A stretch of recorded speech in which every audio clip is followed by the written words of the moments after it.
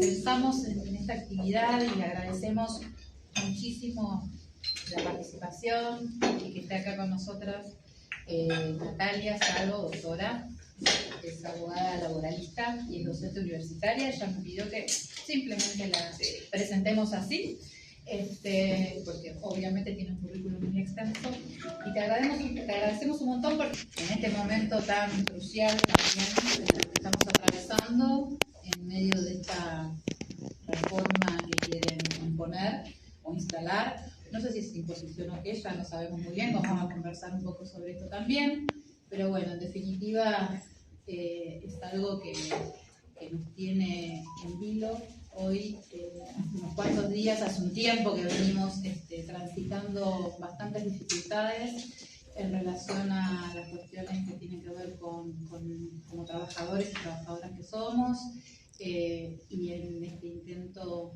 de modificar todo aquello que llevó mucho tiempo de luchas de aquellos que nos antecedieron, y que hoy, hasta hoy, tenemos derechos que nos están queriendo sacar.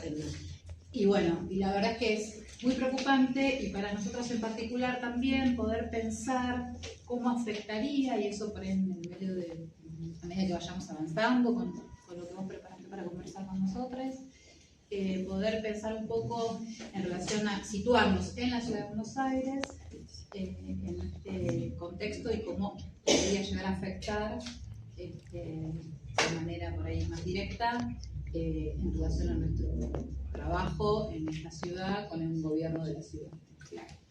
Así que bueno, obviamente Andrés ya lo conocen, pero hice toda una presentación como bastante informal, suelo hacer, pero bueno, contamos con la presencia obviamente de compañeros y compañeras de comisión directiva que ya nos conocen. Así que bueno, no sé si querés decir algo. No, comencemos si te parece, Natalia. Bueno, muchas gracias a la gente de Federación y Enfermería que está presente. Bueno, muchas gracias por la invitación. Siempre digo lo mismo y de corazón. Para mí es un orgullo estar en la casa de los trabajadores y trabajadoras. Efectivamente, con respecto a que soy abogada laboralista, para mí es una identidad, sobre todo en estos tiempos es muy importante, es un lugar donde me paro a ver la realidad. Todos tenemos maestros y maestras que nos precedieron, y el mío fue Héctor Recalde, que hace muy poco partió, y él siempre con su extenso currículum, habiendo presidido el bloque del Frente para la Victoria en la Cámara de Diputados, habiendo sido artífice de un montón de leyes que habían derogado la dictadura y repuestas en la ley de contrato de trabajo, él simplemente pedía que lo presenten como abogado laboralista. Además, como si me permiten hacer esta pequeña digresión, presido una asociación que se llama Corriente de Abogados Laboralistas 7 de Julio, en honor a la Noche de las Corbatas, en donde entre el 6 y el 8 de julio de 1977 en Mar del Plata secuestraron, torturaron y desaparecieron abogados laboralistas de distinta afiliación política, entre los que estaba el autor de la Ley de Contrato de Trabajo de 1974, Norberto Centeno, preso también en lo que fue el Plan Corrientes en 1958. Y esto lo digo porque las reformas estructurales que se van a hacer y que se vienen haciendo en el sistema jurídico laboral argentino no pueden ser leídas divorciadas de un determinado plan económico y un modo de gobierno. Lo que fue la última dictadura cívico-militar de la mano del terrorismo de Estado, también lo vivimos en nuestro país durante la fatídica década de los 90, y me refiero en materia de destrucción de derechos laborales.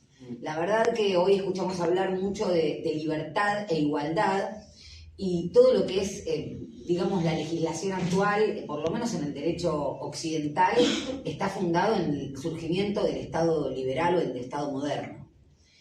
Y el gran protagonista del Estado moderno es el contrato, es decir, la generación de derechos y obligaciones en base a la voluntad de las partes.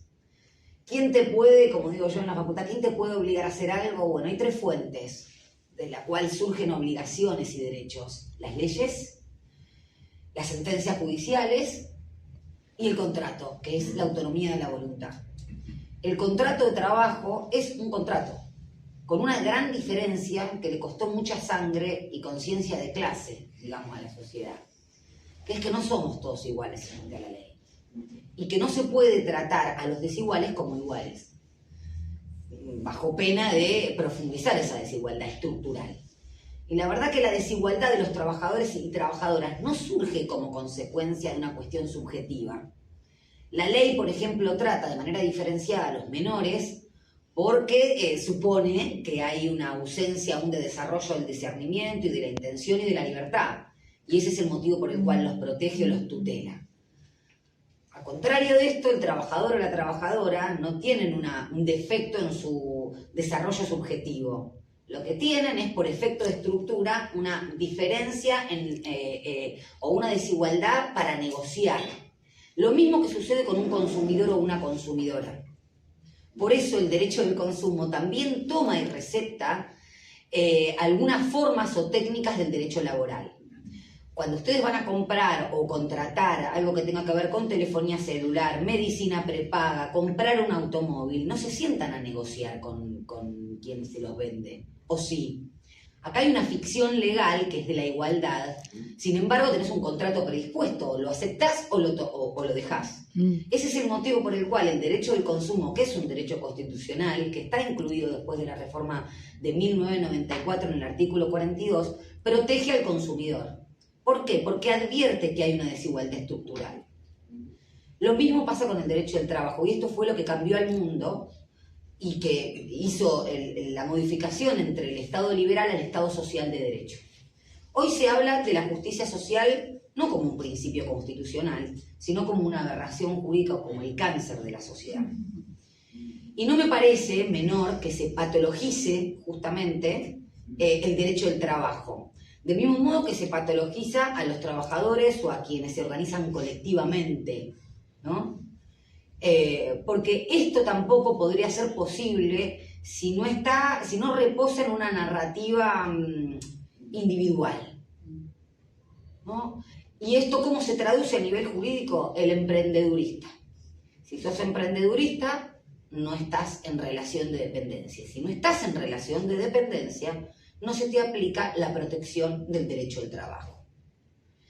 Y esto es central porque justamente esta gestión o este gobierno reposa en la libertad de las partes. ¿Por qué el trabajador no tiene la libertad para, no puede tener la libertad para trabajar 12 horas o 14 horas? ¿Por qué el trabajador no puede tener la libertad de fraccionar sus vacaciones? No existe la libertad, y esto sí en términos jurídicos, cuando hay necesidad. Incluso hay doctrinas que suponen que el contrato de trabajo no es un contrato libre, es decir, no respeta los fundamentos básicos de todo contrato. ¿Por qué?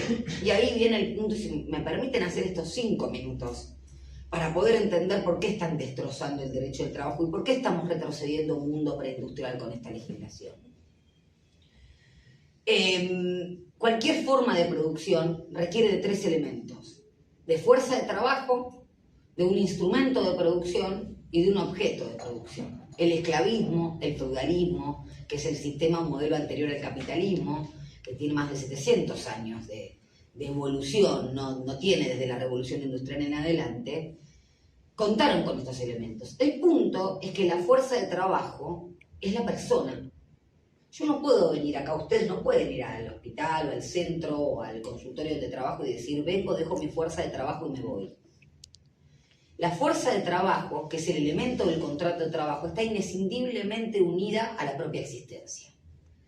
O sea, el derecho al trabajo no crea ni destruye empleo. Lo que hace es asegurar la dignidad de la persona que trabaja, porque el elemento que aporta el contrato es su propia existencia, su propia energía que después se cosifica en un servicio, en este caso. Esto no es una cuestión menor, porque si no se entiende esto, no se entiende el derecho al trabajo. Y resulta más protectorio el esclavismo o el feudalismo que el derecho al trabajo, que solo existe en un modo de producción capitalista, que permite que A se apropie del trabajo de B. Esto que cuando lo decimos nos tratan de utópicos o de comunistas, que no solamente que no tengo nada en contra del comunismo, pero es imposible que el derecho al trabajo exista en un modo de producción que no admite que alguien se apropie del trabajo del otro. Si se admite que el empleado se apropie del trabajo del trabajador, entonces hace falta una protección. Porque si no volvemos previo a la Asamblea del año 13 y permitimos que las personas no tengan estatus jurídicos de sujeto, sino de objeto. Y eso es otro de los puntos. A nivel jurídico uno puede ser sujeto u objeto. Los animales, y se está debatiendo incluso, son objetos de derecho, no sujetos. Y lo que es objeto de derecho, se permite la apropiación, se permite la venta en el mercado. Si sos sujeto, todavía la venta de esclavos no está autorizada nuevamente, todavía. Y ese es el punto, porque si no, ¿para qué sirve la doctrina o para qué sirve la construcción jurídica si no es justamente en este caso para proteger la dignidad de las personas que trabajan? Esto no lo digo yo, lo dice la Corte en cualquiera de sus composiciones, no puede decir otra cosa. El fin o el centro del derecho tiene un sentido antropocéntrico, digamos, de protección a las personas. Y lo que hace el derecho del trabajo es eso, proteger a las personas. ¿Y por qué? Y porque justamente en los fines del siglo XIX el argumento era vos sos libre y igual. Estás aceptando trabajar 16 horas. ¿No? Entonces, cuidado con esto porque pasaron los mártires de Chicago y dijeron, chicos, se les está yendo la mano. Porque la primera reivindicación en materia de derecho del trabajo es la limitación de la jornada de trabajo. Digo los mártires de Chicago, pero puedo decir quienes fueron partícipes de la Semana Trágica en la ciudad de Buenos Aires a principios del siglo XX o de la Patagonia Rebelde, que peleaban por lo mismo. Porque el día tiene 24 horas, justo estoy acá en una asociación de psicólogos, pero otro de mis grandes maestros fue el doctor Enrique Arias Gibert, integrante de la Cámara Nacional de Apelaciones del Trabajo, y él fundaba sus sentencias a veces con seminarios de Lacan. Tenía su madre que era psicoanalista. Pero imagínense, seminario 16, la angustia, qué sé yo. Yo lo pongo en las pericias, Natalia. ¿Está mal? No está mal, está bien, porque la verdad que el perímetro que existe en las facultades de Derecho respecto de las restantes ciencias sociales es una cuestión ideológica y política, porque nosotros y nosotras estudiamos derechos y las normas tienen por finalidad la protección de las personas. Sin embargo, tenemos doctrinas jurídicas que creen que el sujeto es una persona aséptica, que es casi Robinson Crusoe. Y esto se enseña en la Facultad de Derecho, en teoría del derecho y en filosofía del derecho. Se enseña Kelsen. Kelsen hablaba de la pirámide jurídica, que es lo que tenemos en la Constitución Nacional y en la supremacía de la Constitución respecto de las distintas normas, que tenemos que saber al dedillo para pedirle inconstitucionalidad de normas, como por ejemplo, la norma que va a dictarse ahora, y que ahora vamos a entrar en eso. Ahora, este profesor Mías decía que Kelsen era un psicótico, porque él fundaba la validez de la norma de la Constitución Nacional en la norma fundamental. Y la norma fundamental estaba por fuera del sistema, entonces él decía, la norma fundamental es Dios. Y esto no es una cuestión menor, porque cada vez que hablamos de reforma constitucional y cada vez que hablamos de las leyes, incluso en el inconsciente colectivo está, yo quiero que se respete la ley. ¿Y quién dice lo que dice la ley? Les pregunto a ustedes. La ley es un texto, ¿verdad? Sí. Como todo texto, hay una disputa en su significado. Esto que para ustedes les puede parecer obvio, en la Facultad de Derecho es herejía. Te hablan de los métodos de interpretación de la ley, el método exegético, que es lo que dice la letra de la ley. Pasó un semiólogo también y dijo, chicos, es un montón. Método histórico de interpretación, lo que quiso decir el legislador. El legislador está muerto. Cualquier método de interpretación de la ley es válido, menos el de entender que la ley es un texto como la Biblia y es lenguaje, y que por tanto está en disputa su significación. Miren si lo que digo no es tan pavada, y lo que está pasando en las facultades de Derecho, que Milei y toda su gestión dice que la libertad es la libertad de mercado, del artículo 14 de la Constitución Nacional. Se olvidó de la libertad sindical, que es de la posibilidad de agremiarse con fines útiles, o la posibilidad de realizar cualquier tipo de acción para lograr el fin sindical, que es obtener mejores condiciones de trabajo y de vida. Por ejemplo, la huelga. Miren si no es importante. ¿Y quién dice lo que dice la ley? Los jueces, que tienen el monopolio de interpretación de la ley. Esto no es menor. Porque ¿quién va a decir si es inconstitucional o no la reforma laboral? En última instancia, la última autoridad jurídica de nuestro país, que es la Corte Suprema de Justicia. Estamos tranquilos. Me da miedo, que bien. Es que este es el punto. Por eso cuando me dicen, yo no creo en política, y es un juez O sea, el que te va a decir, no es, hay una ficción legal, la ley está fundada en varias ficciones. En la ficción de generalidad, en varias ficciones, pero hay ficciones que al no advertir que son ficciones son peligrosas. Como por ejemplo que el juez es una suerte de Dios. Y yo siempre digo este ejemplo, para quienes son católicos, ¿cuál es la última autoridad de interpretación de la Biblia? El Papa. El Papa, claro. Bueno, pero de última eso rige el fuero interno. El problema es que la conducta, el derecho rige el fuero externo, las conductas. Y ahí está el punto. Entonces, ¿qué tiene que ver esto con el derecho del trabajo? Muchísimo. Es un derecho en donde se infravalora, en su interpretación actual se infravalora la protección del trabajador. ¿En base a qué? A que es libre.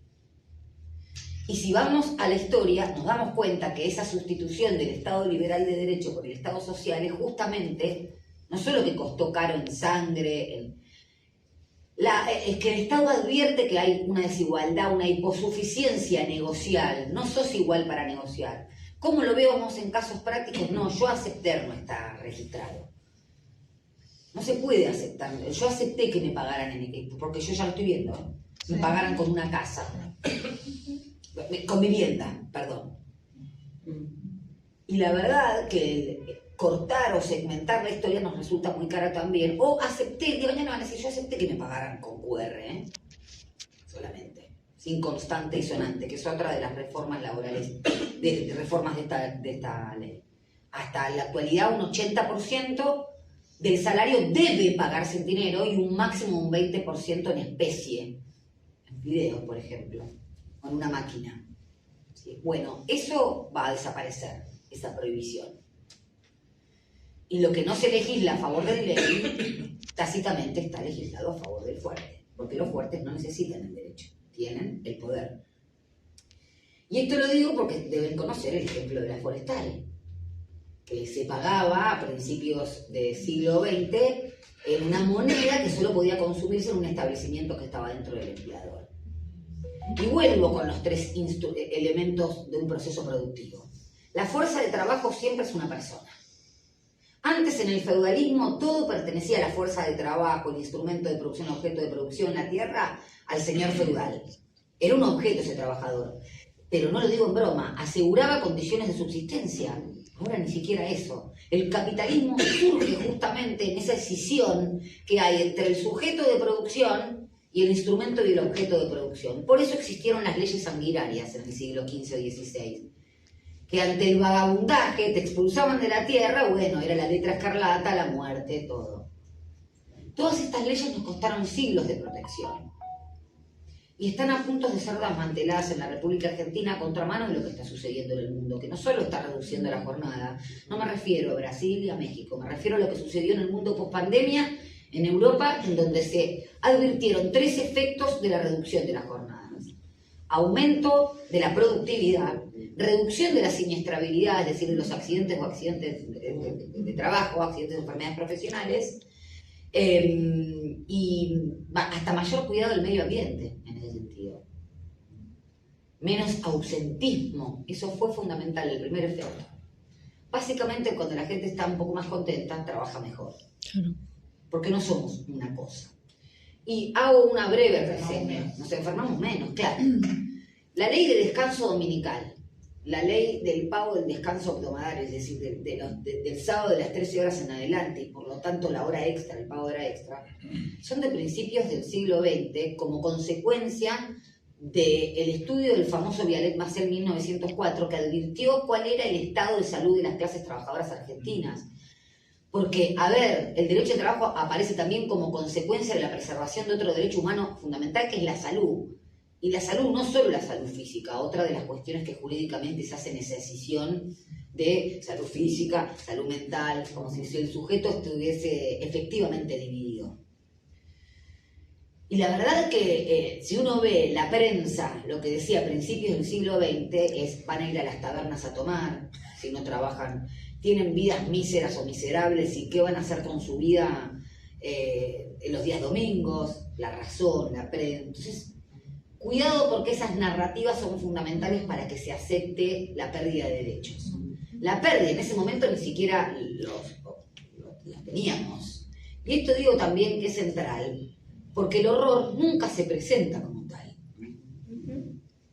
Yo digo esta frase porque cuando estudié todo lo que fue la normativa en la última dictadura cívico-militar, que es muy similar a esta, y ahora voy también con eso, mi obsesión era, mi mamá es abogada, y yo le decía, pero ¿cómo te explicaban derecho constitucional en 1978?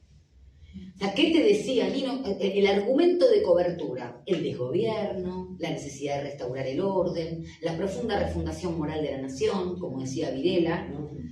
Entonces, cuidado, porque esto no es político. Como si el derecho no fuera político en sí mismo, se juraba no por la Constitución, sino en base a un estatuto de reorganización nacional.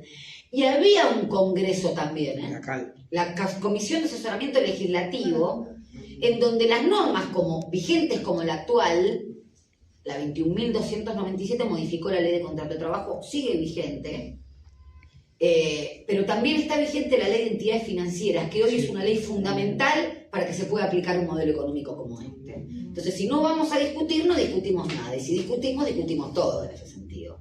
En la Comisión de Asesoramiento Legislativo había de asesores jurídicos profesores que hoy en día dan clases en la Facultad de Derecho, o que asesoran en las comisiones de Derecho del Trabajo de la Honorable Cámara de Diputados de la Nación, o que forman parte de las ONG o de los estudios jurídicos que fueron los artífices del Decreto de Necesidad de Urgencia 70/23, suspendido por una acción cautelar de la CGT y por esta Justicia Nacional de Trabajo que también va a desaparecer a partir del viernes.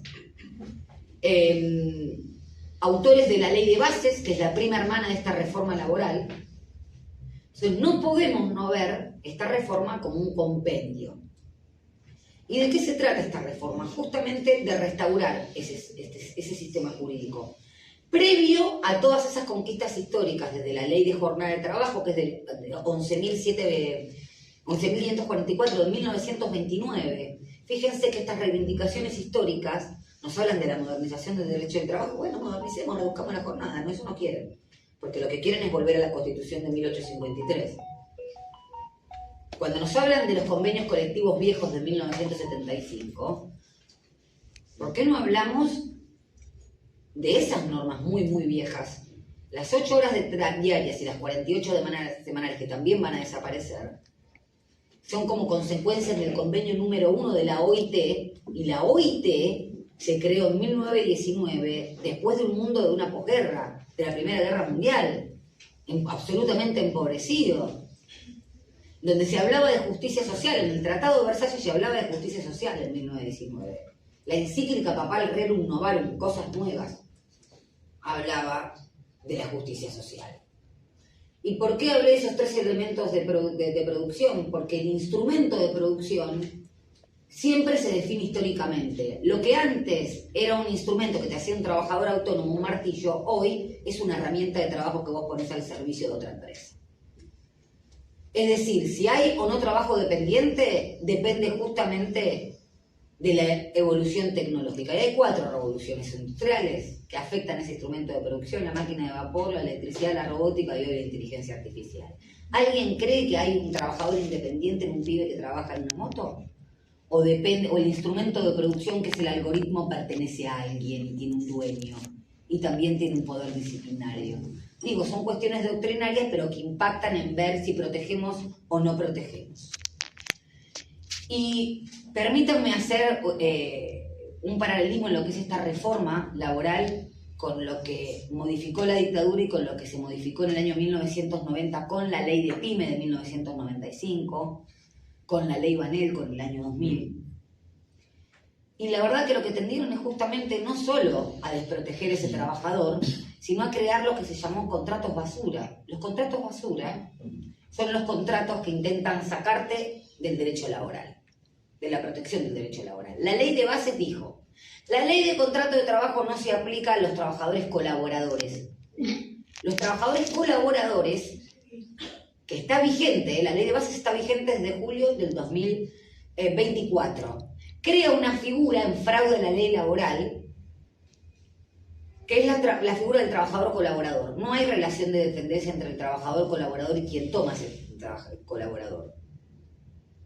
Es decir, se define la relación de dependencia cuantitativamente, porque dice hasta 3 trabajadores colaboradores lo puedes tener. no cualitativamente, es decir, si yo soy propietario de ese instrumento de producción y me apropio de los beneficios de ese trabajo, soy un empleador que emplea el trabajo del otro. Aún así, no solo que no se creó empleo, aumentó el desempleo. La ley de bases eliminó todas las multas que sancionaban a un empleador que no registraba la relación laboral o que la registraba defectuosamente, ya sea porque la registraba después o porque parte de la remuneración no estaba en el recibo de sueldo. ¿Para qué? Para que se blanqueen personas que en una Argentina con un mercado de informalidad cercano al 50%. ¿Saben de un universo de 4 millones de trabajadores cuántos se registraron con esa ley? Menos de 20.000. Entonces, con ese propósito no sirve. Se habla de la industria del juicio, por el cual se trae a colación esta ley. Esta ley va a aumentar el nivel de litigiosidad, porque es claramente inconstitucional, porque va en contra de ese principio protectorio de la dignidad del trabajador, porque va en contra del principio de la ajenidad, el trabajador es ajeno a los riesgos, es ajeno a los beneficios y es ajeno al instrumento de producción, porque va en contra del principio de primacía de la realidad. En el derecho del trabajo se aplica algo que no se aplica en otro derecho, que es que importa la realidad de los hechos por sobre los documentos. En concreto, ¿tenés un contrato de locación de servicio? Bueno, esta ley dice que no estás, que sos un trabajador autónomo. El derecho del trabajo dice hay que ver si efectivamente sos un trabajador autónomo, si se está utilizando esa figura contractual civil para estar en fraude a la ley. Entonces, básicamente lo que hacen estas reformas, lo que hace esta misma, es flexibilizar el ingreso al contrato de trabajo. Primero, en el artículo 2, lo que hace es decir, no solo que están fuera de la protección de la ley de contrato de trabajo los trabajadores de la Administración Pública Nacional, Provincial y Municipal. Las trabajadoras del servicio doméstico, a las que las expulsa, estaban expulsadas de la protección, pero tenían un estatuto muy protectorio del año 2013, reformado del año 1956, que después del golpe de Estado del 55, lo que intentaron hacer, así como dijo el vicecontralmirante Rial, esta revolución fue hecha para que el hijo del barrendero muera barrendero. Bueno, lo que hicieron fue hacer un estatuto del servicio doméstico para que prácticamente esas trabajadoras, en su mayoría mujeres, sean tratadas como cosas. Eso fue reformulado en 2013 por un estatuto que se aplica en la actualidad, al que está modificando esta reforma laboral y le impone un periodo de prueba de 6 meses. Y el periodo de prueba es una forma de flexibilizar el ingreso al contrato de trabajo. ¿Por qué? Porque en teoría es para que probar la idoneidad de ese trabajador. Si ese trabajador es idóneo es un puesto de trabajo. Y Héctor Recalde decía, si un empleador necesita 1 año, como está a partir de la ley de bases, para probar la idoneidad de un trabajador en un determinado puesto de trabajo, el que no sirve no es el trabajador, es el empleador. Claro. Y permítanme decir, por eso hago un poquito de historia. El periodo de prueba no existía en la ley de contrato de trabajo original.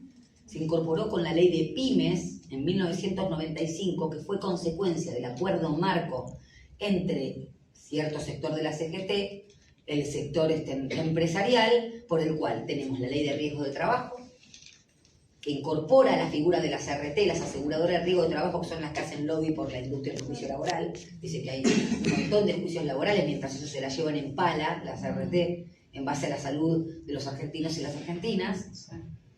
Y surge la ley PYME, que establece el periodo de prueba. Es decir, vos, al principio de tu contrato de trabajo, podés ser despedido sin ningún tipo de causa, de manera arbitraria, y sin el pago de una indemnización.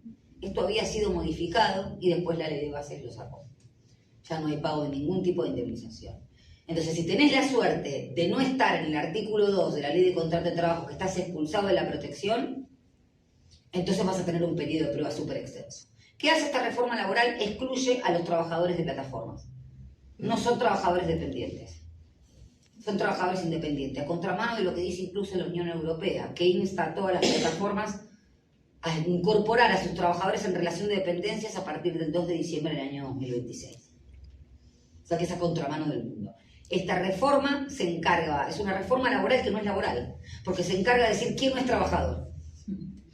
Y si tenés suerte de ser trabajador, tenés un periodo de prueba sumamente extenso, en donde te pueden descartar y despedir sin causa. Miren, el secretario de Empleo Mauricio Macri en 2017 dijo, queremos una reforma laboral que no lograron hacer en ese momento y que ahora lo van a lograr.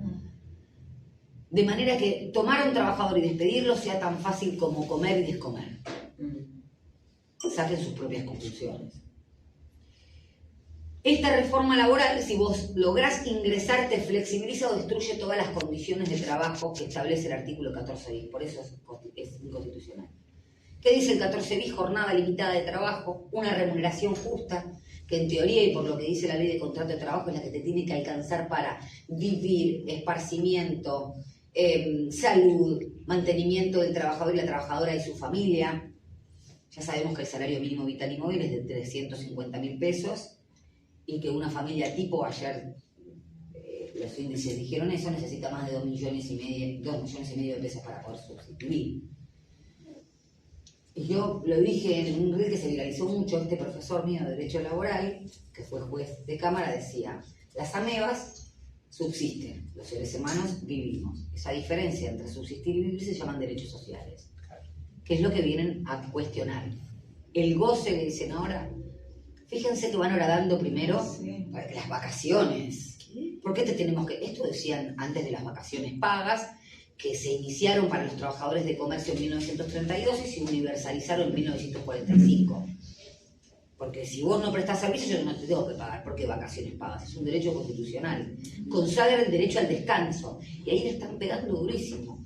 Porque en esta sociedad en donde el ocio tiene mala prensa, en donde hacer algo para simplemente contemplar, si no está bajo la lógica de la rentabilidad y la ganancia, incluso como forma de gerenciar la propia existencia, ¿en qué estás haciendo? Nada, parece que no sé, da vergüenza o pudor.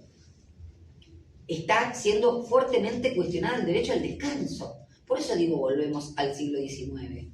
Con la diferencia que ya no está parece que tiene que pasar por la carne determinado sufrimiento ante la amnesia colectiva, porque ¿por qué necesitas descansar? Porque sos una persona y da esta vergüenza, ¿no? Porque yo puedo, soy un emprendedor, tengo mérito, lo puedo hacer, lo escucho yo en mi estudio jurídico, no me imagino lo que lo deben escuchar ustedes.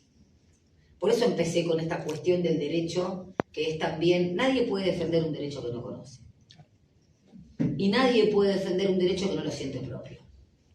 Esto es central. En 1974, Recalde contaba que los laburantes iban en el tren con la ley de contrato de trabajo en el sobaco. Y tomaban examen los abogados laboralistas. Hoy ustedes saben muy bien que eso no pasa. ¿Y por qué yo elijo? Y el otro día me lo decía un pibe de Rappi que vino porque quería destrozar a la empresa porque, bueno, había pasado una situación bastante trágica con un accidente que tuvo que por suerte lo pudo contar. Entonces cuando yo le hablé de los sindicatos, me dijo, ¿y yo por qué me beneficia a mí? Vas a envejecer, le dije yo. En algún momento vas a envejecer y vas a necesitar. Por eso digo, ojo, porque este derecho para un sujeto individual está hecho para este tipo de sociedades, en donde el lazo colectivo es mala palabra, y el lazo colectivo me refiero a un sindicato, una institución jurídica, una asociación, una fundación, una persona jurídica, que se sostiene por personas humanas o físicas que tienen un propósito, la seguridad social, a la que atenta el Fondo de Asistencia Laboral. La seguridad social está sostenida en un principio legal que se llama principio de solidaridad intergeneracional. Es decir, que la población económicamente activa sostiene en su haber previsional a la población pasiva. Bueno, esto que me dijo, ¿y yo por qué me toca afiliar a un sindicato si al final no quiero pagar la cuota de solidaridad o la cuota de afiliación? Otra de las cosas fuertemente cuestionadas, la cuota de solidaridad, no está incluida en esta reforma laboral, pero sí están incluidas en los convenios colectivos que van a caer después de esta reforma laboral. Entonces, cuidado con esto, porque es en donde se funda la posibilidad de que este derecho tenga recepción. Ingresan al contrato de trabajo y esta reforma laboral permite, primero, al salario dinámico. El salario mínimo, que es el que corresponde a una persona por trabajar 8 horas, es una institución que está creada en 1945. Todo trabajador argentino que trabaje, que trabaje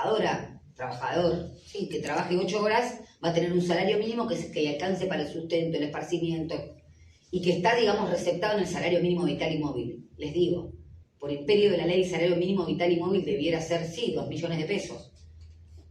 Y después el salario de convenio más para arriba, el salario convencional. Esto lo destruyeron. ¿Por qué? Porque los gremios, la estigmatización sindical, la demonización sindical, la demonización de los chorros, del derecho al trabajo, y esto lo digo porque es una pavimentación discursiva para llegar acá. Fíjense, atacaron a la Justicia Nacional del Trabajo, que va a desaparecer después del viernes, porque es una justicia que fallaba a favor del trabajador. Demonizaron a los abogados y abogadas laboralistas porque éramos mafiosos. A los dirigentes sindicales porque eran chorros. A los sindicatos porque roban. Todos los pilares de defensa del derecho del trabajo primero fueron destruidos a nivel discursivo. Y hoy lo están haciendo con los sindicatos y con el derecho sindical a través de la penalización. Que esto también nos retrotraemos a fines del siglo XIX. Todo lo que es un derecho antes fue un delito penal. Penal, que ameritaba o la pena capital o la prisión. La huelga es uno de ellos. Hoy es un derecho humano fundamental.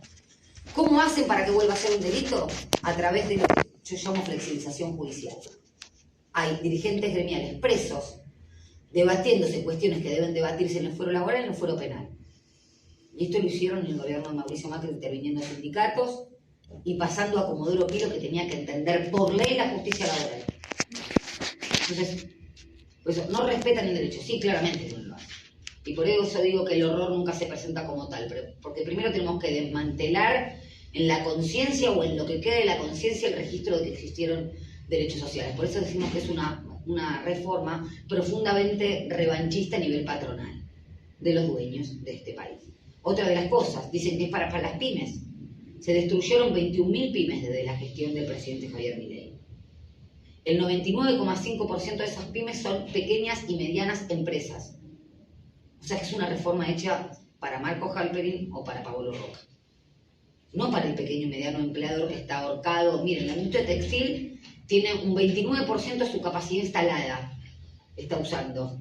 ¿Quién puede creer que un empleador textil con Shein o con Temu y con la apertura de la importación puede competir con la dolarización de las tarifas y el estrangulamiento del mercado interno? Aunque te regalen un esclavo, no te va a servir. Lo digo en estos términos porque realmente uno cuando asiste al debate que fue en la Comisión de Derecho del Trabajo, vienen los abogados de la Unión Industrial Argentina, vienen empresarios a decir, acá hay que flexibilizar para que se cree empleo. ¿Qué tiene que ver la creación de eso? Un pensamiento mágico. La creación de empleo con las leyes laborales. Lo que hacen las leyes laborales es asegurar la dignidad, no crear empleo. Con estas mismas leyes laborales se destruyó, se creó empleo. Pero digo, el salario dinámico. Se va a permitir que ese salario sea fijado por libertad entre el trabajador y el empleador. Lo que quieren hacer es perforar la institución del salario mínimo vital y móvil y de la mano de la caída de la ultraactividad, que ahora lo vamos a ver bien también, terminar con la posibilidad de que tengas un piso mínimo de salario. Miren, en la última dictadura se abrió la importación, se abrió la exportación, se desregularon las tarifas, etc. Lo único que no se dejó a la libertad de la liberación de las fuerzas productivas, eso es lo que decía Martínez de Oz, es el salario. Qué llamativo, es todo libre menos el salario. El salario lo fijaba la Junta Militar. Entonces, cuando hablamos de un modelo de distribución regresiva del ingreso, es esto. ¿Qué pasa con la jornada de trabajo y el banco de horas? Una reforma que ya fue implementada en 1995. El banco de horas está fundado en la libertad de que un trabajador va a poder decir, me tomo un feriado y te lo compenso mañana. Díganme si esto es prácticamente viable. Hay empleadores que no están ni siquiera en los lugares de trabajo. ¿Con quién lo vas a ir a debatir? Lo que permite es romper con la institución de la jornada limitada, claro, la IA. Y la jornada limitada es la barrera entre la puesta a disposición de mi fuerza de trabajo, del empleador, que se llama jornada de trabajo, y mi tiempo libre. Termina con la soberanía del tiempo. Termina con la posibilidad de tener un pluriempleo en un momento en donde me trabajo. ¿Qué le vas a decir? Me tengo que ir a otro trabajo, quédate. Porque existe la libertad de que vos puedas negociar un banco de horas, 12 horas, mínimo, y no es 12 horas. Hoy en día la ley de jornada de trabajo dice que tiene que haber un descanso entre 12 horas y 12 horas entre jornada y jornada. Porque las personas hasta ahora no somos máquinas. Eso termina con esa barrera, ¿eh? Vamos a terminar laburando como los mártires de Chicago o quienes pelearon en los tiempos de la Semana Trágica o la Patagonia Rebelde. Por eso digo, ojo, volvemos para atrás. Fundado en la libertad para negociar. Se terminan esas barreras. Pero después, si lograste subsistir y tener un salario medianamente normal y una jornada normal, te van a fraccionar en ese momento el descanso, las vacaciones. La posibilidad de lo que dijo el secretario de Empleo, la mismísima senadora Patricia Bullrich. Pero los pibes hoy no se toman 30 días. ¿Para quién quiere tomarse 30 días? Primero, para tener 30 días tenés que tener más de 20 años de antigüedad. O sea, que un pibe no se lo va a tomar porque no puede. Y después, la posibilidad de fraccionar las vacaciones. Ya existen en la actualidad esa libertad. Lo que están haciendo es consagrar la precarización. Ya hay flexibilización. Por eso es otro de los argumentos. A mí qué me importa si a mí estoy en negro, ojo. Porque la ley siempre, hay trabajadores que están sin registrar que le pagan aguinaldo. Sirvió como piso o como techo de última. Sin esa ley se está consolidando esa regresión a nivel legal. Y les puedo asegurar que cuesta mucho después recuperar legalmente esos derechos. De hecho, no se recuperaron los 26 artículos que podó la última dictadura, que justamente son los efectos de la huelga en el contrato de trabajo, ni se logró retrotraer las 99 modificaciones. Tampoco lo propio con la ley de riesgos de trabajo. Tampoco se logró retrotraer el estado anterior, lo que era la ley de contrato de trabajo, la ley de pymes. Sí se derogó la ley Banelco en el año 2004. Lográs entonces salir de ese contrato de trabajo, fondo de asistencia laboral. El Fondo de Asistencia Laboral es claramente inconstitucional porque va en contra de la protección contra el despido arbitrario. El despido arbitrario, hay tanta desinformación, es el despido que se produce sin ningún tipo de causa, que prescinde de sus servicios a partir del día de la fecha. Y eso entraña un daño, porque no es que hay un incumplimiento contractual. Ese daño se satisface con una protección bastante magra en el derecho del trabajo, que es porque hay otros sistemas que no permiten el despido sin causa. Francia, España, no permite, te tienen que despedir con alguna causa. Es la famosa indemnización por antigüedad, 1 mes por cada año de servicios. Se termina con eso, con la protección contra el despido arbitrario. No solamente que al empleador que cumple le van a imponer que parte de su masa salarial pase al Fondo de Asistencia Laboral, sino que despedir va a ser como comer y descomer. En total, ya está en el Fondo de Asistencia Laboral. ¿Para qué? Para poder despedir un montón de trabajadores que incluso tengan mucha antigüedad, gratis, sin ningún tipo de expresión de causa. Además de que los jubilados le financien el despido de las grandes empresas. ¿Por qué? Porque va parte de la masa salarial que debería ir al ANSES, va al Fondo de Asistencia Laboral, que el año pasado ya se estableció a través de una resolución de la Comisión Nacional de Valores que va a ser manejado por grandes fideicomisos. Las cajas. ¿Quién va a manejar el Fondo de Asistencia Laboral? Y uno puede pensar, bueno, pero tal vez es para las quiebras de las empresas, expresamente establecido que no paga quiebras. Son las AFJP. Las AFJP previsionales en materia de salud se llaman ART, y ahora la van a poner en materia de despido. Ese es el punto, flagrantemente inconstitucional. El FAL, el Fondo de Asistencia Laboral, fue establecido en la ley de bases, pero no tuvo ninguna repercusión porque se establecía que tenía que ser a través de convenio colectivo. Y todavía había algunos gremios que les dio un poco de vergüenza de firmar eso. Y digo porque Comercio estuvo a punto de firmarlo. Pero después vamos a la parte del derecho colectivo del trabajo. Finaliza la ultraactividad de los convenios colectivos. La ultraactividad de los convenios colectivos es justamente eso, que sea activo después de la fecha de vigencia. Y es una institución que está desde 1953 en la ley de convenios colectivos. Es el gran sueño húmedo de la derecha terminar con la ultraactividad de los convenios colectivos, porque cae todo en los beneficios acumulados de luchas de un montón de años, de un montón de sectores de trabajadores, de gremios. Cae esa ultraactividad. Me pasó con periodistas que me consultaban sobre la reforma laboral. Cae el estatuto del periodista y caen tus mayores beneficios. Andá a pelear con tu empleador. Vas a decir, no, pero mi convenio dice tal cosa. Tu convenio cae en 12 meses, que es lo que establece la ley. Chao. ¿Qué es lo que quieren? La negociación individual. Que tengas que volver a negociar de uno a uno. Terminar con el contrapoder sindical. Y yo entiendo que puede haber una fuerte crisis de representatividad en los gremios, en la sociedad toda. Pero Jauregui tenía una frase que decía, no vamos a matar a la madre porque los pibes le salieron malos. Y el sindicato, como institución jurídica, costó muy caro a las sociedades del mundo occidental. Y este es el punto, creo yo. Porque sin sindicatos, quieren un mundo sin sindicatos. Y va a ser mucho más injusto. Y tal vez cuando nos acordemos va a ser muy tarde. Porque lo deben ver ustedes en las relaciones humanas. La destrucción de la matriz colectiva en lo vincular, sacamos el derecho al trabajo, con los clubes de fútbol lo están intentando hacer. Que sean sociedades de acciones simplificadas, que no sean asociaciones civiles, quienes somos un poco más grandes recordamos lo que fue una infancia con un club de fútbol. Lo hablábamos recién con el secretario general y la secretaria gremial. Lo que hace a lo vincular, bueno, llévenlo a gran escala. Y el tema de la persecución judicial, yo entiendo, no es patrimonio político, ¿eh? Ya empezaron con tirarle 12 delitos federales a quienes se manifestaron en contra de la ley de base. Digo delito federal porque va como Pi, no va criminal y correccional, no es un delito simple. Los que atentan contra el orden constitucional, alguien que se manifestó, no es derecho de protesta constitucional. Por eso digo, el derecho es lo que dicen que es. Es atentar contra el orden constitucional. Miércoles va de estar protegido por la Constitución Nacional a Comodoro Pi a prestar declaración indagatoria y a estar 24 horas retenido. No necesitó la dictadura eso porque declaró el estado de sitio. Bueno, hay un estado de sitio de hecho, con el protocolo de Bullrich. Esto lo digo porque unir las demandas implica hacer una lectura sistémica de la sociedad. No fragmentar, así como las personas no estamos fragmentadas, la sociedad tampoco está fragmentada.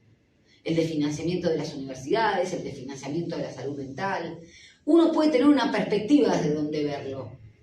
Yo lo veo desde la perspectiva, les decía recién a sus colegas, de los riesgos psicosociales. Bueno, no van a estar cubiertos, los riesgos psicosociales no existen. El síndrome de burnt out no es un riesgo, o sea, es considerado, bueno, es una enfermedad inculpable. Y la enfermedad inculpable fue el artículo que sacaron, deben recordar porque fue un escándalo. Si vos tenés alguna enfermedad, tenés que pagar encima si estás enfermo. Si tenés cáncer o tenés, no sé, el 44, claro. Entonces, esta reforma toca el derecho individual del trabajo, el derecho colectivo del trabajo en su parte gremial, y toca también el Poder Judicial. Y ahí voy a lo último. Termina con el fuero laboral creado el 30 de noviembre de 1944, un fuero que fue creado no de manera parcial. Los jueces laborales son imparciales, lo que no son es neutrales, porque aplican derechos constitucionales, que es el principio protectorio, y que saben que hay un sujeto desigual. A ese trabajador lo van a mandar a otro fuero, que es un fuero que los trate, justamente el empleo, un fuero creado en el ámbito de la Ciudad de Buenos Aires, que ya se hicieron los concursos, y quienes estamos en España sabemos cómo se hicieron los concursos.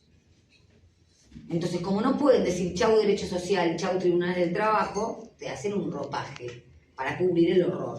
Te ponen tribunales que van a estar sometidos a un tribunal superior de justicia, cuya integración, muchos de esos fueron integrantes de lo que se llamó mesa judicial en la gestión de Mauricio Macri.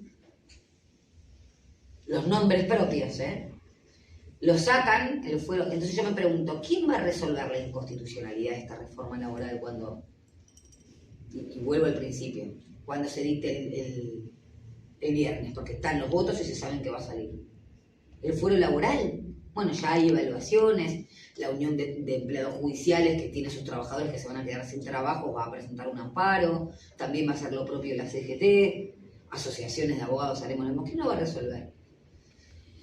Y unos pueden decir, ahí están los conflictos de competencia, esto es muy jurídico, pero ojo, es importante, el nuevo fuero de la ciudad.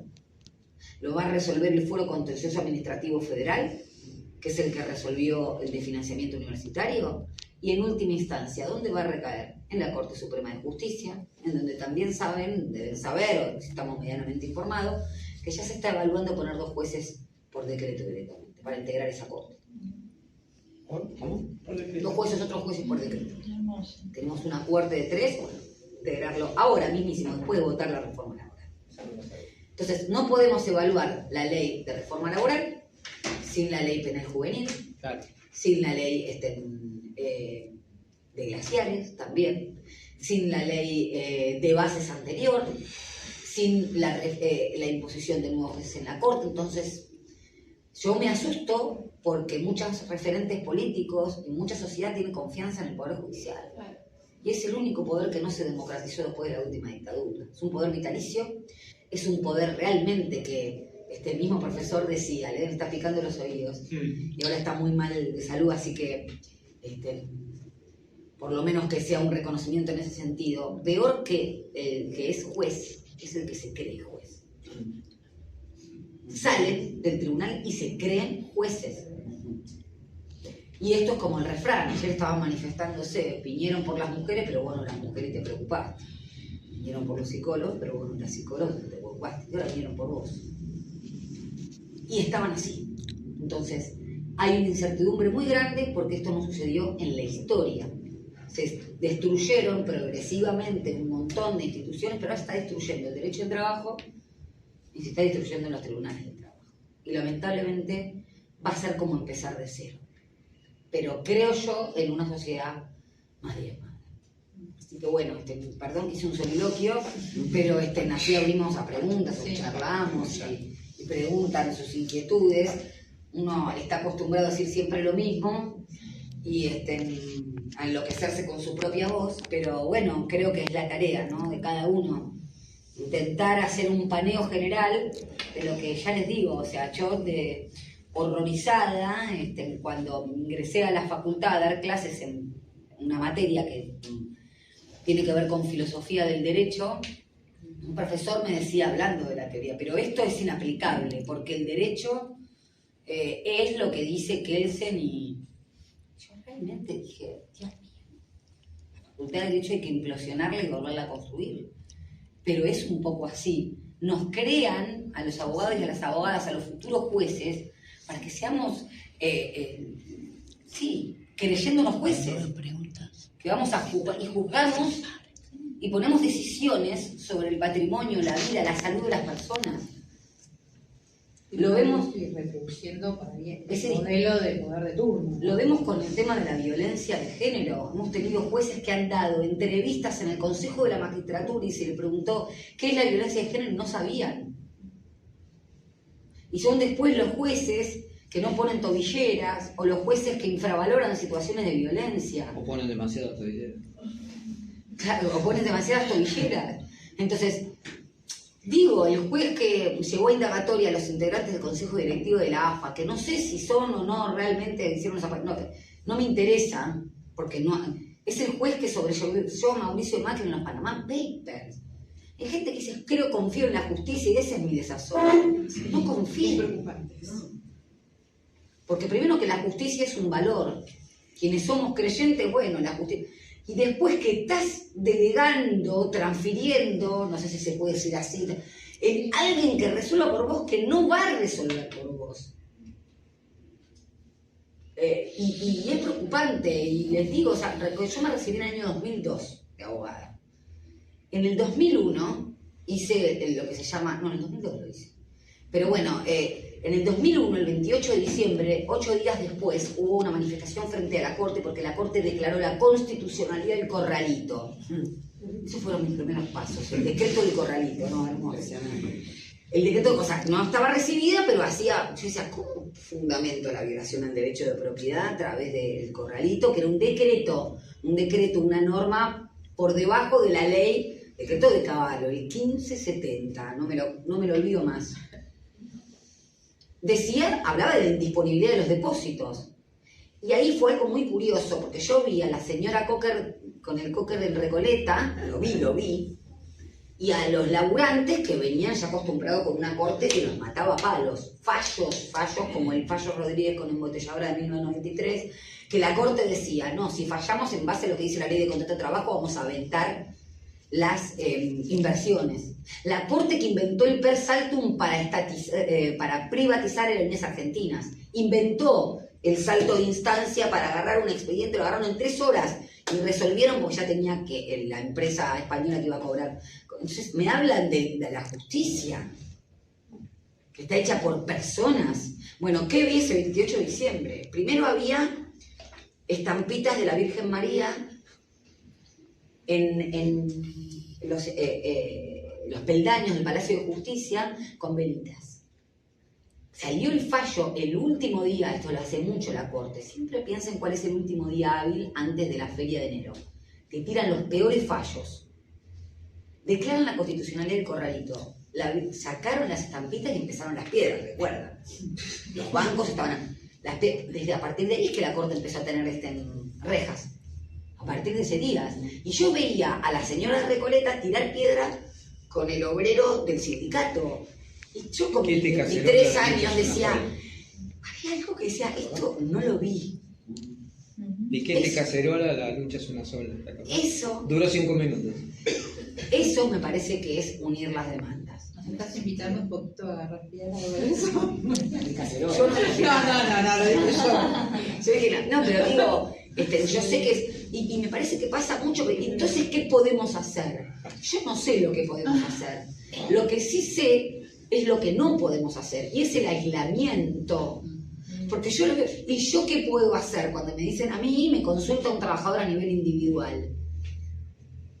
Yo sé sí que solo no vas a poder hacer, porque por algo recurriste a mí, o porque yo voy al psicólogo, y ustedes...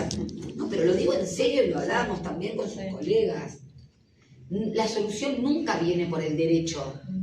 El derecho es una consagración, o de la precarización, o de la historia. Un derecho es un punto de llegada, que está perseguido siempre por luchas sociales. No es solamente el derecho laboral, la interrupción legal del embarazo. Recordarán que había argumentos jurídicos, no, pero el Código Civil y Comercial dice que la vida nace desde la concepción, y la concepción según la biología. Yo realmente no sabía cuál era el argumento para legalizar. El que más me cerraba no era mi cuerpo, mi decisión, perdón. Pero a mí me parece que es un argumento bastante individualista en ese sentido, que después se usa a la derecha, ¿eh?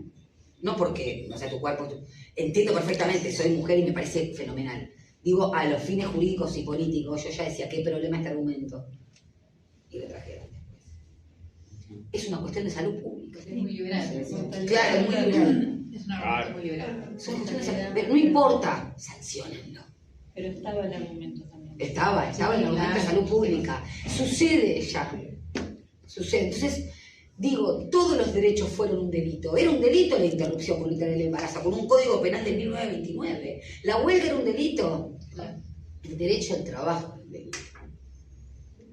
El voto fue, o sea, me hablan, dicen, no, el derecho. Gente, en 1985 se declaró la patria, el divorcio vincular. No se podía divorciar la gente.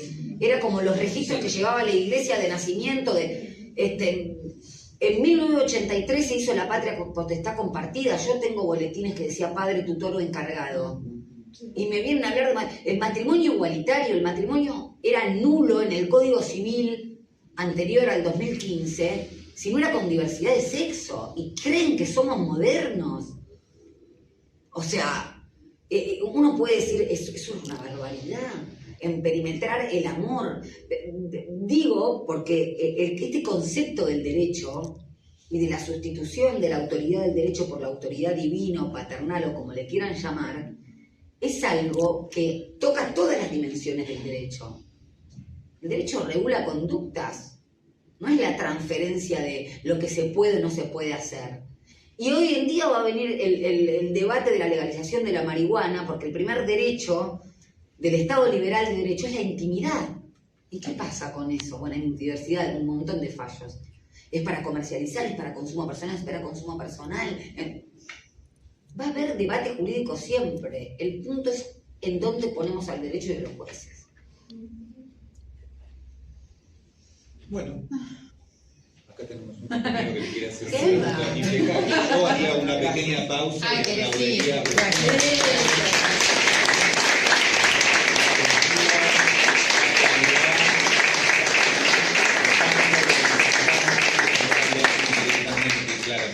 Y que atar esto, porque cuando un día me pasó esto en una charla, en la presentación de un libro, no sé si conocen a la periodista Sofía Caram. Sí. Ella escribió el libro Condenada sobre la causa vialidad, que hablando de mamarrachos jurídicos, uno la puede odiar, detestar a Cristina, creo que es lo peor que le pasó al mundo, no importa, pero jurídicamente no había pruebas. Entonces ese debate en otra arena. Bueno, ella me llamó para la presentación de su libro en la Feria del Libro, digamos que era el cupo cuca, como digo yo, le decía yo a Sofi, porque estaba Romina Manguel al lado. Y yo decía, uno se cree que nunca tiene esa fantasía de no estar preparado y a ver qué voy a decir. Y hablé de teoría del Estado, básicamente, división de poderes, casi que era una republicana. Y vinieron de la editorial y me dijeron, ¿no querés escribir un libro de eso? Y yo decía, lloré con ese libro, porque me parecía una bosta lo que estaba escribiendo. Eso es un problema ya personal. No escribir es un acto, es un desafío no escribir con es un desafío tremendo. Entonces yo decía, bueno, primero voy a escribir, perdón la soicidad, primero voy a escribir una mierda, después la voy perfeccionando. Eso porque yo tengo problemas. Porque me ponían un plazo y dije, bueno, voy a escribir. Yo no, iba a decir que no. Dije, no, tengo que escribir. Y después me decían, no hay escrito sobre esto, ¿qué es lo que les vengo a contar acá? Porque claro, nos enseñan el derecho, se llama ¿Quién le crea la justicia? La lucha por el derecho, editorial Galerna. Y siempre me dio mucho pudor, porque yo decía, yo esto lo puse en el libro, pero no porque sea una luminaria. Porque yo no escribo para mí. Vieron que hay gente que escribe para uno, para su fantasía, para su abuelita muerta, que quieren que lo aplaudan. Yo escribí eso y me tomé ese esfuerzo que no hubiese querido hacerlo, porque creo que es el punto donde está tocando todo. Es pretencioso, muy, pero la verdad es que no me interesa escribir para otra cuestión. Y esto lo digo porque traigo a colación ese libro, porque es justamente lo que les acabo de contar. Se cree que el derecho nos va a salvar, no nos va a salvar en ese sentido. No es la salvación ni los abogados, ni las abogadas, ni el Poder Judicial. Y veo que la detracción de la política viene de la mano del avance de la utilización del derecho como un instrumento, otra vez, díganle clase dominante, el poder real, el poder concentrado, para darle un pantallazo de legalidad. Esto lo dice mucho Rocco Carbone, es un filósofo italiano, por supuesto, con ese nombre, pero habla de la mafia, de la construcción de poder mafioso y cómo utilizan la estructura estatal a través de la legalidad para perpetuar determinado poder que en una economía mundial como la actual es mafioso. Perdón, te interrumpí. No, al contrario. Por un lado, me imagino que cuando los pueblos logran plasmar algún derecho en ley, no transforma, pero es una herramienta que ayuda. Cuando, por ejemplo, el tema del aborto, etc. Yo tenía dos preguntas que son producto de tu propia charla y lo mencionaste, pero no me quedaron muy claras. Tengo algunos vacíos. Uno es respecto de no creemos en la justicia, pero bueno, también puede darse alguna situación que algún juez borracho salió bien y dijo algo que... No hay muchos, hay muchos. Hay muchos, bueno. Hay muchos, Entonces, son la mayoría. La primera es la aplicabilidad. Si alguien dice, esto es inconstitucional, en el juego, lo que sea, eso se aplica en el caso concreto, personal. Sí. Esa es una de las preguntas. Y la otra es, que también la mencionaste al principio, creo que el artículo 1 o 2 dijiste, que se aplica estos cambios de la reforma laboral, si se aplica a personas pertenecientes al Estado o podría... Ahí está.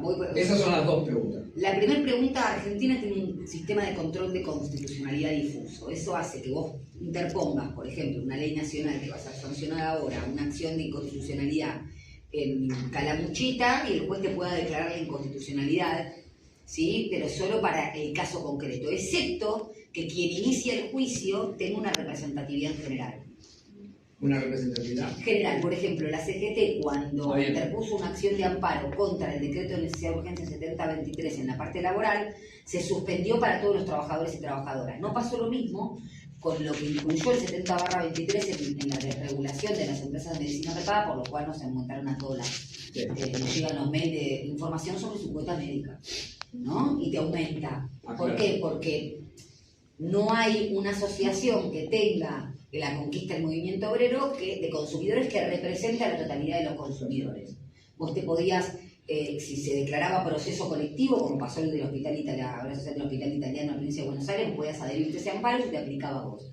Eso por un lado. Después, el artículo 2 de la Ley de Contrato de Trabajo establece el principio, o sea, el ámbito de aplicación personal de una ley. Una ley, por ejemplo, que rige la ética o el código de ética de la medicina no se me aplica a mí. Pues de abogada, ¿no? Hay leyes que se aplican a todos, la voto universal. Esa ley de contrato de trabajo excluye expresamente a los trabajadores de la administración pública nacional, provincial y municipal, excepto que por acto expreso un determinado organismo, el gobierno de la ciudad o un determinado hospital, incluya a esos trabajadores en la ley de contrato de trabajo. O sea que en principio no afectaría. En principio no afectaría, pero a los organismos que están suscriptos y se aplica la ley de contrato de trabajo, sí. ¿Como por ejemplo? no sé, por ejemplo, en materia nacional, la Superintendencia de Riesgo de Trabajo o el ANSES se le aplica a la ley de contrato de trabajo. Depende. ¿Sí? Pero, ¿qué pasa con este tipo, como bien decías vos? La ley marca un punto simbólico. Si ya se destruye lo que es el empleo privado, van a hacer lo propio con la ley de gobernación. Bueno, los enfermeros y enfermeras en la Ciudad de Buenos Aires. Ahí voy, ¿eh? Los enfermeros y enfermeras en la Ciudad de Buenos Aires eran considerados personal de salud. Sí. Con la 6035 creo que era la ley. Sí. 6035. Estaban afuera. Estaban Afuera. afuera de la ciudad. Ahora tienen una propia ley, pero Es administrativo. A nivel administrativo, entonces, cuidado con eso también. Sí, perdón. Gracias. A eso justamente estaba pensando que cuál sería la relación entre la ley de empleo público y la reforma laboral, digamos, porque la ley de empleo público es como que, digamos, tiene varias particularidades a la ley de contrato de Claro, tal cual. ¿no?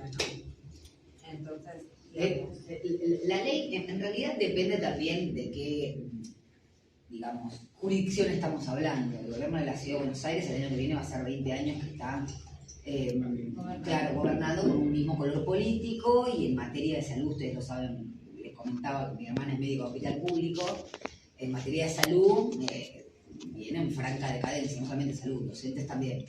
Pero digo, no hay una relación directa, lo que sí hay es pérdida de mojones simbólicos, digamos. Si caen los mejores beneficios de la ley de contrato de trabajo, y probablemente la ley que ingrese en la legislatura, cuya mayoría de parlamentarios son de ese mismo color político, sea en sintonía con la ley de contrato de trabajo. claro, pero sería como políticamente, ¿no? Eso, pero yo pensaba, Políticamente, sí. Legalmente, No. no. Si se te aplica la ley del empleo público del gobierno de la ciudad, no. Pero sí, en realidad, digamos, perdón que interrumpa, Sí, sí, por lo supuesto. tiene que ver con la huelga, sí, lo que Sí, sí, tal cual, tal cual. no estas cosas puntuales, pero sí el derecho a huelga del 75%, no a las asambleas sin informe, en todas esas Pero cuestiones sí aplica. puntual, sí aplicaría. Y ahí me gustaría ampliar, porque me omití esa parte. El tema del derecho de huelga es un derecho constitucional. Por lo tanto, lo tienen trabajadores públicos, no públicos, trabajadores sin registrar. Este derecho constitucional incluye medidas, o sea, el derecho de huelga no puede ser entendido sin dañosidad. Digamos que es el único derecho en que se permite el derecho del daño. ¿Por qué? Porque entre los trabajadores y los empleadores hay una disputa de intereses que se llama puja distributiva. Cuanto más gana el empleador, menos gana el empleado. Cuanto más gana el empleado, menos gana el empleador. Y esto es así siempre. Pues reconocer la existencia de ese conflicto hace que el derecho haya evolucionado hasta reconocer un pequeño nivel de daño por ambas partes. Porque desde la parte patronal llama locao patronal, existe también. Sí. Entonces, esa permisión de dañosidad, y esto lo digo porque vemos en los noticieros, se perdieron tantos daños, y sí, claro, si no nos huelga. Nadie hace huelga, otra vez mi profesor, nadie se huelga en el patio de su casa. La manifestación o la huelga es en el escenario público, siempre y por necesidad. ¿Qué es lo cuáles son las dos formas de cercenar el derecho de huelga? Tiene dos vías. A través de quién es el sujeto titular de la huelga. Bueno, el fallo de la Corte Orellano del año 2016 dice solo las asociaciones sindicales inscritas o con personería gremial. La OIT no dice eso. Dice un grupo de trabajadores. No hace falta que estés inscrito, que sea la asociación sindical.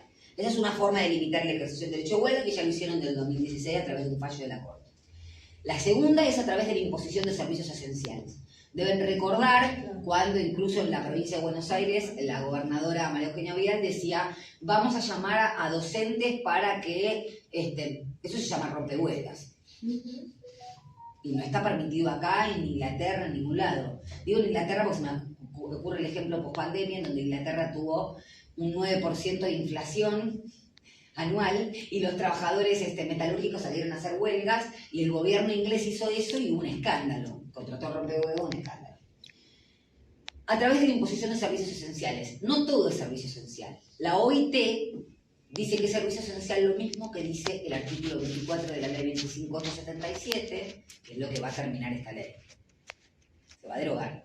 O casualidad esa ley es la que derogó la ley Vallejo, la 25877 del año 2004, que establece cuáles son los servicios esenciales, según la OIT, idéntico, lo copia, servicios sanitarios y hospitalarios, producción y distribución de luz, agua y gas, control de tráfico aéreo. ¿Qué implica? ¿Cuál es la consecuencia jurídica de que algo sea un servicio esencial? La prestación de un servicio mínimo.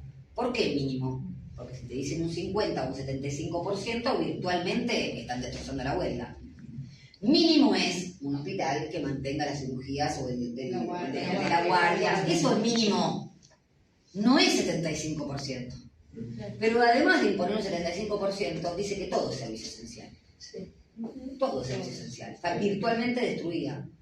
E inventa la categoría de servicio de importancia trascendental que establece un 50%. Entonces, chicos, no tenemos huelga. Por eso digo, el horror nunca se presenta como tal.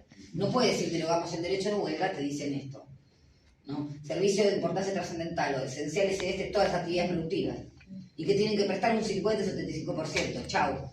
Y además, lo que decía el secretario general recién, Andrés, bueno, vas a tener que pedir permiso para tener libertad sindical, derecho constitucional, el artículo 14 de la Constitución Nacional. Hacer una asamblea. Y que no resulte dañosa para el empleador. Y sí, más vale. Pasó patrón Costa y dijo que era un montón. La verdad, o sea, y esto lo digo porque he escuchado en el debate de esta ley reivindicar a patrón Costa. ¿Reivindicar? A patrón Costa. Ah, sí. Familiar, o sea, entonces, yo digo, yo estoy muy en los hitos simbólicos porque claramente después tuvimos un diputado y un senador que habló de qué tiene de malo que los chicos trabajen en el establecimiento familiar. Por eso digo que es el sueño húmedo. Trabajo infantil, baja de la imputabilidad, trabajo de 14 horas.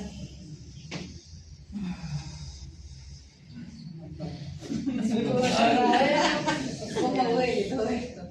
Sí. ¿Sabían a dónde tenían? Sí, sabían, y por eso puse que cambié a quienes escribieron esta reforma. No es casualidad que tengamos un secretario de Trabajo, el doctor Julio Cordero, que fue abogado de la UIA, está muy bien, pero yo tuve la oportunidad de cuando se debatió la reducción de la jornada de trabajo en la Comisión de Derecho del Trabajo del año 2023, que no llegó a nada, él iba en representación de la UIA y fue el que dijo, lo escuché yo, lo tenía enfrente, me tocó hablar después, y se viralizó mucho, me dijo, ¿para qué quieren trabajar menos?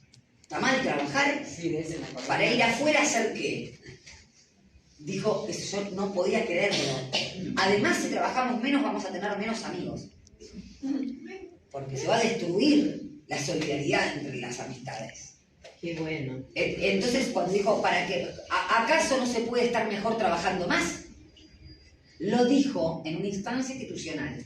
Y a mí me entristeció porque tenía colegas al lado, Que te frenaron. digamos, que me decían, ¿qué tiene de malo ir a trabajar menos para ir a leer un libro? El problema es que vos digas para ir a leer un libro, creyéndose que era el progresismo, y si se quiere ir a clavar 14 litros de cerveza. Ese es el derecho al goce. Y tenemos miedo de decir eso. Digo, puede ser algo menos dañoso. Se quiere ir a rascar a la cama a ver las 5 temporadas Stranger Things, como se dice. Ese es el derecho al goce y al descanso. Que hagan la soberanía del tiempo. Esa es la soberanía del tiempo. Pero había colegas míos con miedo de decir eso. ¿Por qué? Y por eso yo justo había llevado lo que había dicho la UIA en 1913, cuando se hablaba de la jornada de trabajo de 8 horas, que iban a quebrar las empresas. Yo le dije, Julio, tu misma organización hace 110 años dijo esto, y no pasó. Ese es el secretario de Trabajo. Entonces es lógico, y son los que hicieron, ojo, las leyes, uno de Rioja, de Diego.